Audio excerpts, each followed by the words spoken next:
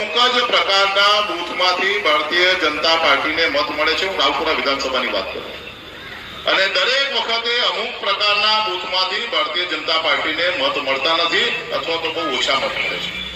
700 લોકોનું વોટિંગ હોય, 800 લોકોનું વોટિંગ હોય, 1000 લોકોનું વોટિંગ હોય અને એમાં પણ સિંગલ ડિજિટમાં, ડબલ ડિજિટમાં જ્યારે ભારતીય જનતા પાર્ટીને મત મળે છે ત્યારે પાર્ટીના મુખ્ય આગેવાનો જે મંચ પર બેઠા છે અને સામે બેઠેલા ચૂંટાયેલા પ્રતિનિધિઓ એમણે પણ એવું વિચારવું જોઈએ કે કયા વિસ્તારમાં કામ કરવાની અગ્રિમતા તમારે આપવી જોઈએ.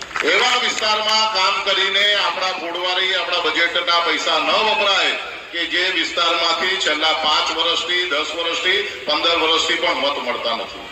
અને જે લોકો ખોબલે ખોબલે મત આપે છે એવા વિસ્તારને આપણે બાજુ પર રાખીએ, એ લોકોને સુવિધા માટેના કામો ન થાય ત્યારે મને લાગે છે કે આપણે પણ હવે વિચાર કરવાનો સમય આવી ગયો છે.